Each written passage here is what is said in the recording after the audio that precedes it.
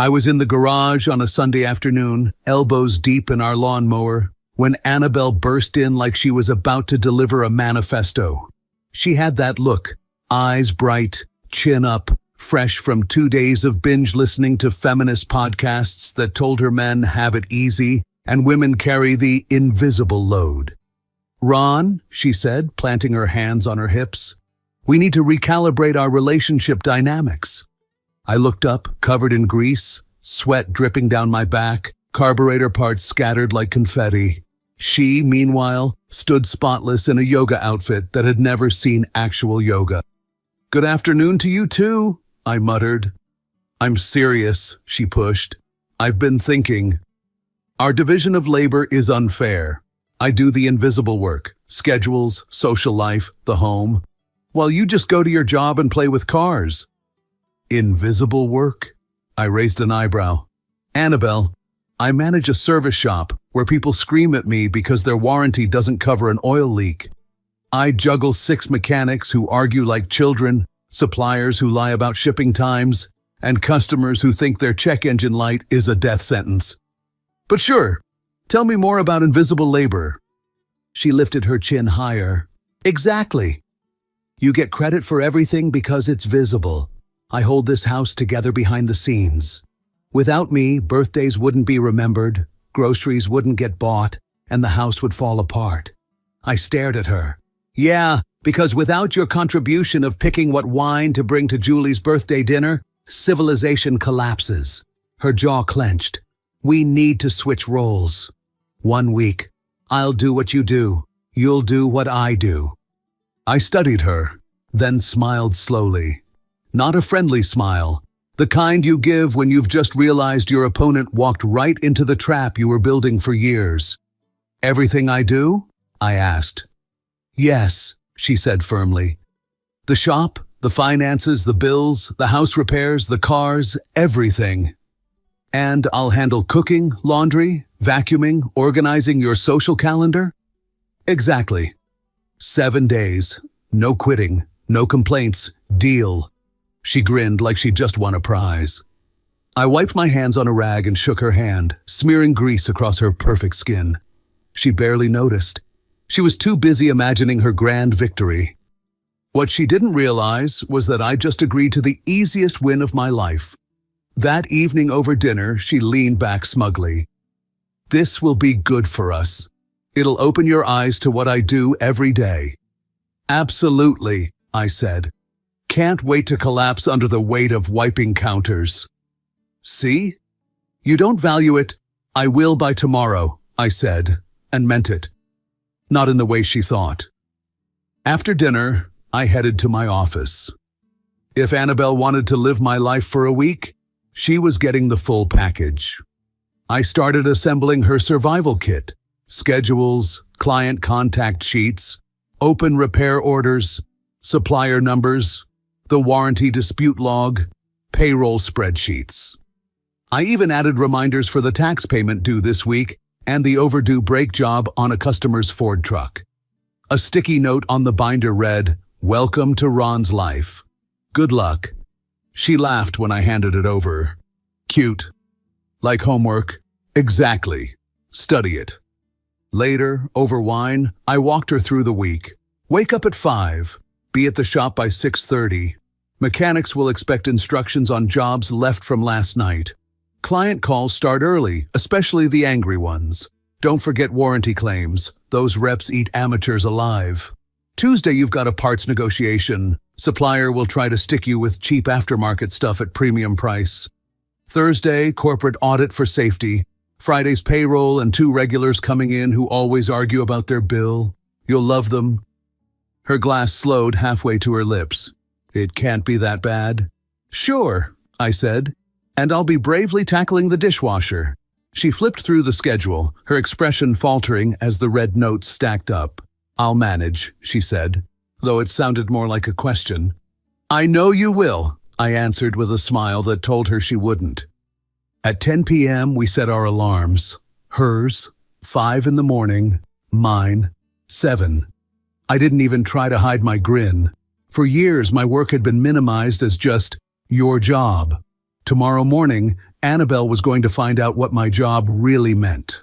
As we turned off the lights, she whispered, "I can't wait to prove my point." I smiled into the dark. Me too.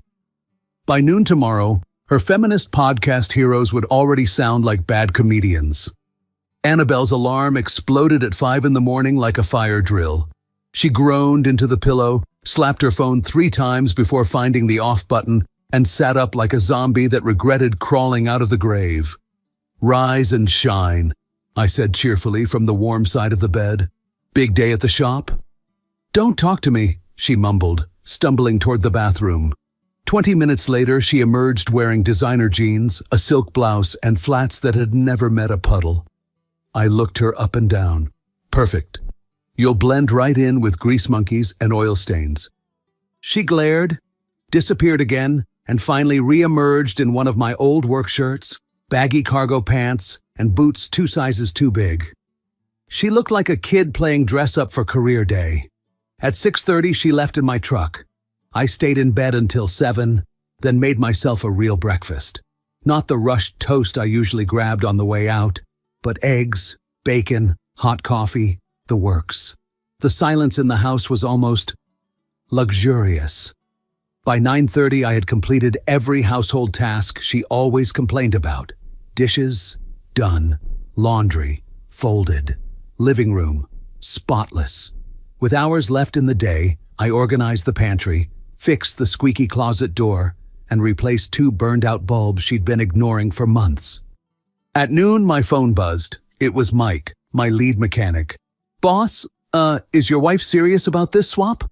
I grinned. "Why?" "She's been sitting in your office for an hour making calls.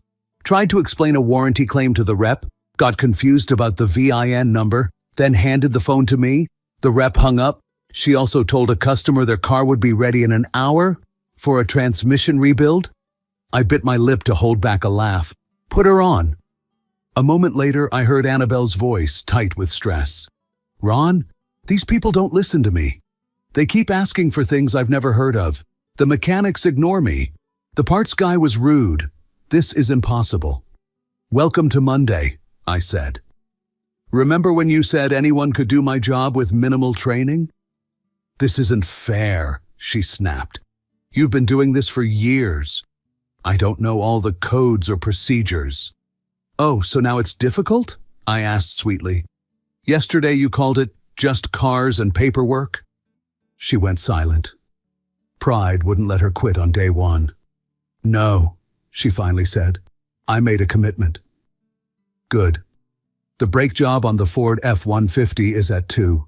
Make sure the crew checks the rotors before they call the customer. They'll try to skip it. I don't even know what that means." "You'll figure it out." I hung up, stirred my stew, and slid fresh bread into the oven. Scratch cooking. The kind she always claimed was too time-consuming.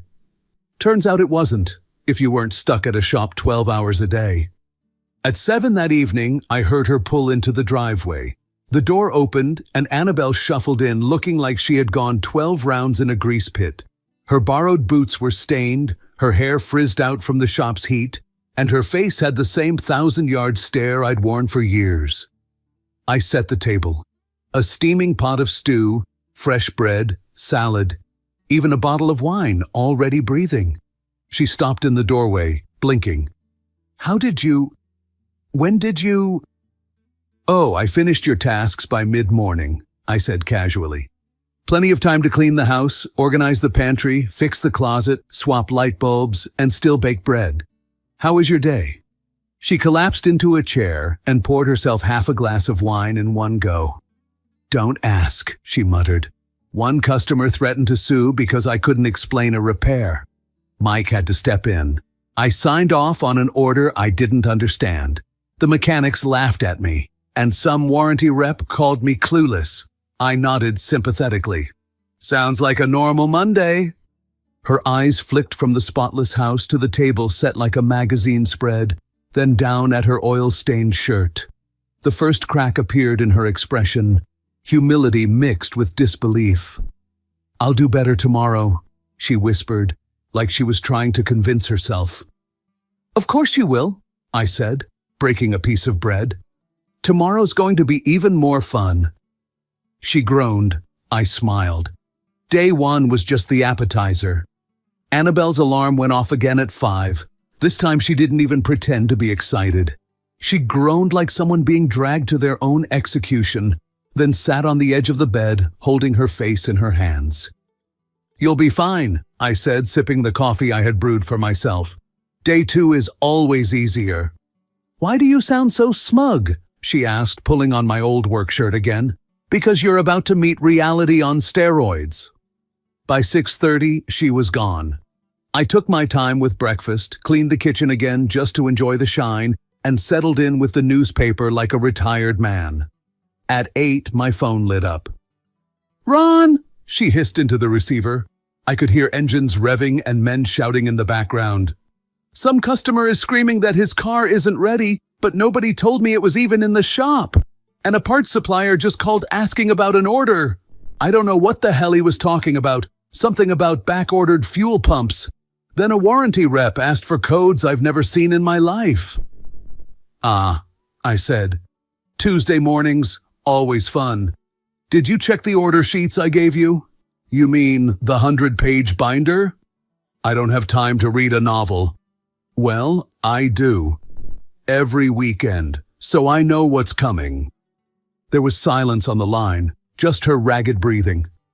Then, "This isn't fair. You've had years of experience, and you told me yesterday it wasn't that hard." "Don't start," she snapped. "Are you quitting?" I asked calmly. "No," she shot back, voice trembling. "I said I'd do 7 days." "Good. Then handle the Ford recall this morning, and don't forget payroll. The guys want their checks." "Payroll?" "Yep. I'll call you at lunch." I hung up, leaned back, and started reorganizing the linen closet. It was almost relaxing to know I could get through half the house before she even figured out which mechanic was named Luis and which one was Jorge. By noon, my phone buzzed again. "Ron!" she yelled. "The warranty inspector failed a claim because I didn't provide the right documentation. Now the customer is furious. The mechanics are standing around because I don't know what to tell them. This is a disaster. A $5,000 disaster." "Put Mike on the phone," I said. Mike's steady voice came on. "Boss, she's drowning." Inspector flagged the repair order. "It's legit, but we can appeal." I gave him quick instructions, then got Annabelle back. "You can fix this," I told her. "No, I can't," she cried. "I'm useless here. They all know it." "Annabelle, listen, quitting now means you admit you can't do what I do. Is that what you want?" Silence, then a broken, "No." "Good. Stay put. Let Mike run the floor. You shadow him." Learn by 7, she stumbled through the front door like a soldier returning from battle. She dropped her borrowed boots in the hallway, collapsed onto the couch and whispered, "I can't do 5 more days of this. Please, Ron, let's stop." I sat next to her, calm. Day 2 was always going to be the hardest. But if we quit now, you'll never understand what I deal with. Tears welled in her eyes. "I get it already. Your job is impossible." "It's not impossible," I corrected gently. "It's demanding. And I do it because that's what it takes." She wiped her face, staring at me like she was seeing me for the first time. I smiled faintly. "Tomorrow will be different. No greasy floors, just finances, calls, insurance. You'll love it." Her relief was visible, though I knew she was walking into a whole new kind of nightmare. By the morning of day 3, Annabelle looked like she had aged 10 years in 48 hours. She didn't fight the alarm this time. She just groaned, rolled out of bed, and shuffled to the kitchen like a prisoner headed for roll call. I had a pot of coffee waiting and a leather folder sitting on the table. She eyed it like it might explode. "What's that?" she asked suspiciously. "Your schedule for today?" I said, pushing it toward her. She opened it and froze. Bank statements, account spreadsheets, warranty disputes, insurance papers, tax reminders. "This looks like something a lawyer would charge $200 an hour for," she whispered. "Exactly. Except I do it for free." Every week she flipped through the stack, her hands trembling. There are like 100 pages here. Closer to 120. But don't worry, you only need to reconcile the accounts, transfer $4,700 for property tax, handle the insurance dispute from last year, and call the bank about the contractor deposit. Her eyes nearly popped out. 4,700? Property tax? Tomorrow? Yep. Oh, and at 2, you've got to join the appeal call for your mother's hospital bills. She jerked her head up. What? My mother's bills? I thought those were resolved months ago. I sipped my coffee. They would have been if we'd paid $14,000 out of pocket. Instead, I've been fighting the insurance company for months to keep it out of collections. Her jaw dropped. 14,000? Uh-huh. Remember when I tried to tell you and you said you were too stressed to talk about it? You asked me to just handle it. So I did. Her face went pale. She pressed her hand to her mouth, then slowly lowered it, staring at the papers like they were radioactive. For the first time in this little experiment, I saw genuine fear in her eyes. Don't worry, I said. Breakfast is simple. The plumber will be here at 9 to check the upstairs shower leak. Make sure you get a firm quote, not just an estimate. Last time he tried to sneak in 300 in unexpected complications. At 9 sharp, the plumber arrived. I listened from the living room as Annabelle stumbled through the conversation. So, it's like pipes? With pressure? She stammered. Ma'am, you've got a regulator issue, he explained patiently. Just fix it. Whatever it costs. When he left, I asked, did you get a firm quote? She sank into a chair. No. He said he can't know until he opens the wall. I nodded. Congratulations. That's how you just approved a $1,200 surprise. Her shoulders slumped. I'm not cut out for this. Learning experience? I said cheerfully, handing her the phone. Now the bank needs confirmation for the $5,000 wire transfer. By noon, she was surrounded by sticky notes, papers, and half-drunk cups of coffee. Her hair was a mess, her eyes red from stress. The insurance appeal call was the final nail. The rep rattled off medical billing codes. Annabelle sat frozen, mouthing numbers she didn't understand. When the call ended, she looked at me like she'd been mugged. This is endless, she whispered. Every decision feels like it could ruin us. Exactly. That's the invisible weight you never saw. It's not just dishes or groceries. It's keeping all this from collapsing. At 4, the insurance agent came by for a policy review. Annabelle sat at the table nodding like a bobblehead while he talked about liability coverage. When he asked for decisions, she looked at me helplessly.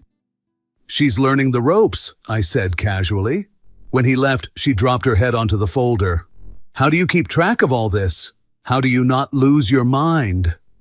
I leaned back, folding my arms, because that's what building a life requires. Not complaining, just doing it. Her voice cracked. I had no idea. I know. And for the first time since this circus began, she reached across the table and grabbed my hand. No sarcasm, no pride, just raw humility. By the time day 4 rolled around, Annabelle was moving slower than a broken-down Corolla in rush hour. She sat at the kitchen table nursing her coffee like it was the only thing keeping her alive. The pride and fire from Sunday were long gone. I set a neat stack of notes in front of her. She flinched. What's this? She asked cautiously. Tonight's dinner, I said. Her brow furrowed. Dinner? I thought I just had to cook. Nope. We're hosting 6 of my colleagues at 7. 3 mechanics, 2 managers, and the regional director. It's been on the shared calendar for 3 weeks. Her fork clattered against her plate. You never told me about this. I didn't have to.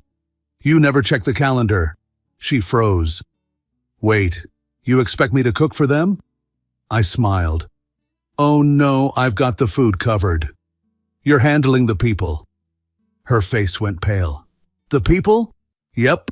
Networking, smoothing out tensions, making sure nobody says anything stupid that gets me in trouble. Usually I handle it while you're in the kitchen. Tonight we swap. Her jaw dropped. Ron, that's not fair. I don't know anything about your coworkers. I slid the notes across the table. That's why I made you a cheat sheet. Background on each guest, their current projects, their career goals, who hates who, and what topics are landmines. She flipped through the pages, eyes wide. You prepare this much for a dinner party? Every time, I said, because these aren't dinner parties. They're career investments. Funding for my next quarter depends on the impression I make tonight. She stared at me, mouth open, then went silent. For once, no sarcastic comeback. At 7 sharp, the doorbell rang. I greeted everyone warmly, took their coats, and guided them to the living room where Annabelle was waiting with a glass of wine, clutched like a life preserver. I headed to the kitchen and began plating food, deliberately keeping one ear open. So, she started, voice a little too high, how's everyone's car stuff? The room went awkwardly quiet. One of the managers gave a polite chuckle. Busy as always. I winced. She tried again. I heard, the warranty process is getting easier? Mike, my lead mechanic, snorted into his beer. From the kitchen, I slid out appetizers with the grace of a man who knew he was about to watch a car crash in slow motion. Over the next 2 hours, Annabelle flailed like someone drowning in small talk. She tried to follow my notes but kept mixing people up. She asked the regional director about the wrong project. She congratulated the manager who had just been passed over for promotion.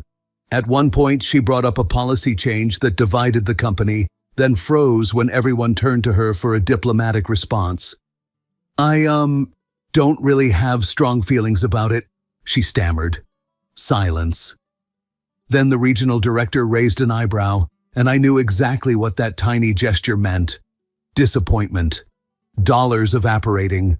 Opportunity slipping away. When the last guest finally left around 10:30, Annabelle collapsed onto the couch like she'd been hit by a truck. How many of these dinners do you host? She asked quietly. 2 or 3 a month, I said, collecting glasses, plus lunch meetings and industry events. She rubbed her face with both hands. I always thought you were just socializing, having fun.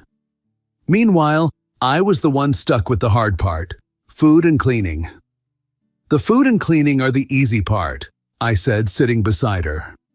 The real work is managing people, protecting relationships, pushing the right buttons without offending the wrong ones. That's the exhausting part, and I do it every month. Her voice cracked. I failed tonight, didn't I? With the regional director? Yeah, that project would have meant a solid bonus. She closed her eyes, wincing. God, Ron. I had no idea. That's been the problem this whole time, I said gently. You counted hours and chores, but not the pressure or the consequences. You never saw the weight. She looked at me, eyes glassy with regret. I've been unfair to you. For years I didn't answer.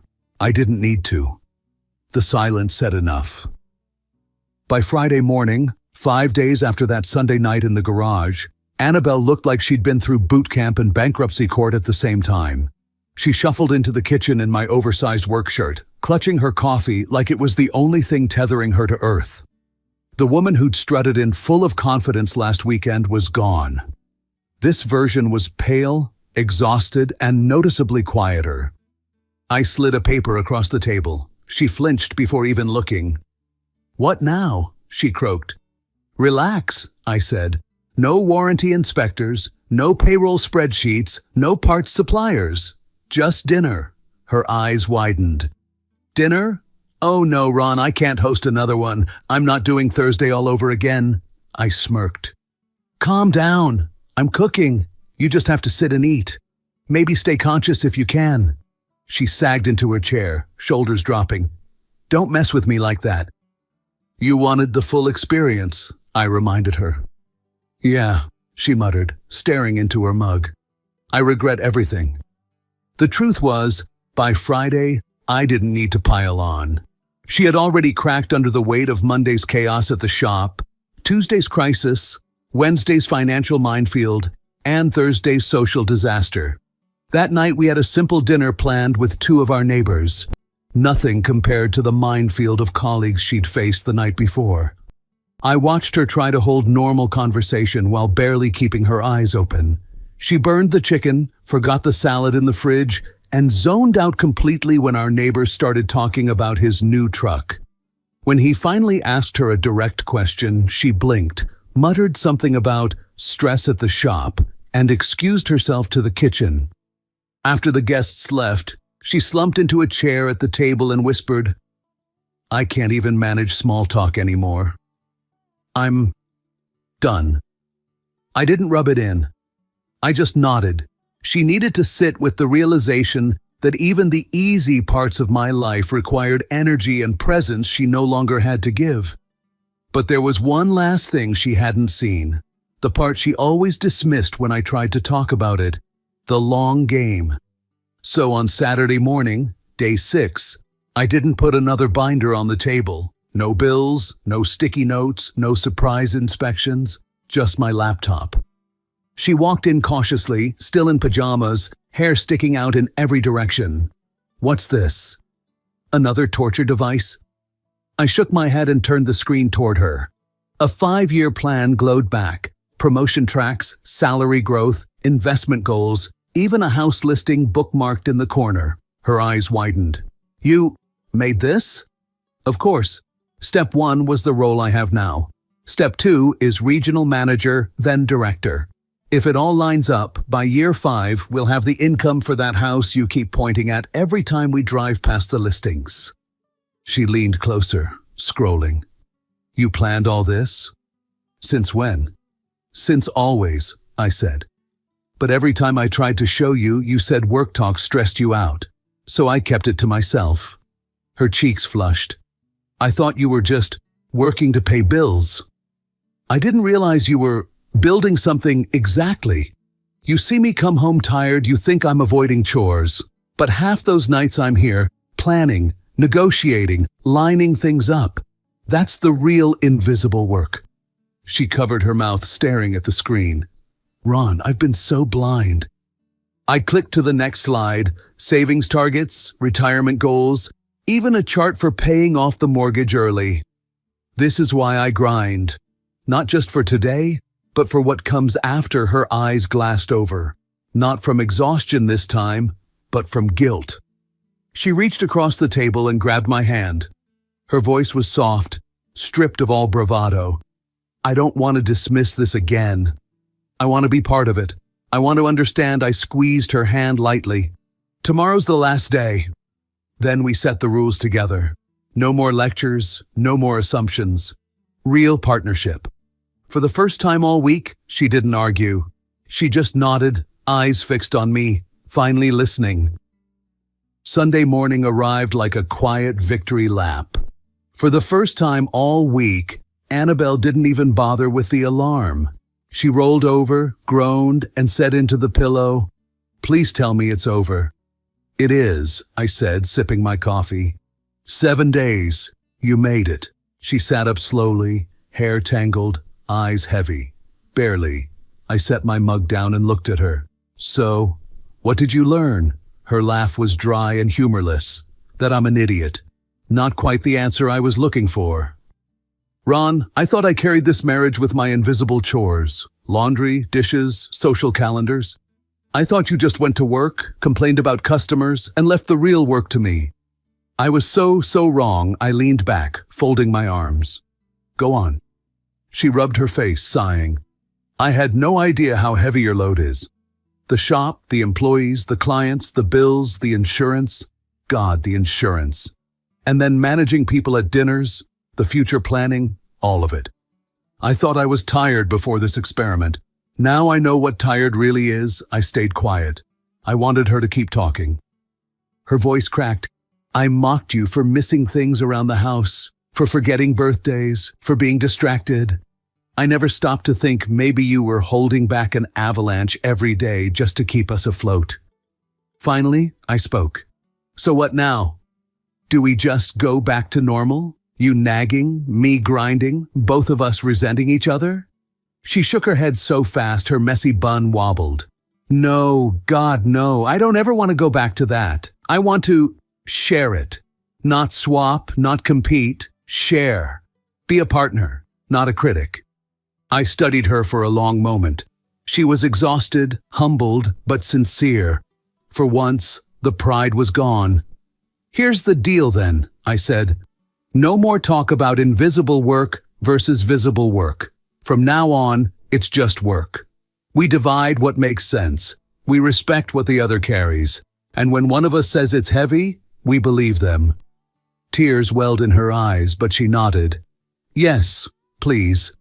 Yes, I got up, poured her a cup of coffee, and slid it across the table. Congratulations. You graduated from Ron's School of Reality. 1-week crash course. She almost smiled, shaky but genuine. I never want to enroll again. Good, I said, smirking, because tuition just went up. For the first time in days, she laughed, a small, broken laugh, but real. And in that moment, I knew the experiment had worked. Not just to prove a point, but to reset everything between us. 7 days earlier, she'd walked into the garage full of fire, convinced she was about to win a war I didn't even know we were fighting. Now, on Sunday morning, she sat across from me, humbled, awake, and finally aware. And for the first time in a long time, I felt like we were actually on the same team. Weeks later, the house felt different. Not cleaner, not quieter, just lighter. Annabelle no longer rolled her eyes when I came home late, covered in grease and frustration. Instead, she poured me a glass of wine and asked, "Rough day?" and actually listened to the answer. I, in turn, stopped dismissing her reminders about groceries or social plans. When she asked me to handle something at home, I didn't shrug it off as small stuff. I knew better now. She learned to see the weight behind my long hours. I learned to see the weight behind her daily routines. And suddenly, everything balanced. The invisible became visible. The visible gained respect. We still argued. Marriage without arguments isn't real. But there was no contempt anymore. No "you have it easier" jabs, no smug assumptions. Just two people who had walked in each other's boots for one brutal week and come out wiser. Sometimes Annabelle jokes about it when she loads the dishwasher. "Remember when I thought this was hard?" she says, smirking. And I grin back. "Want to try the shop again?" She shudders. "Not in this lifetime." And that, honestly, is the best victory I could have asked for. If you felt this story hit hard, drop a like, subscribe for more, and share your thoughts in the comments. Your support keeps Steelheart beating.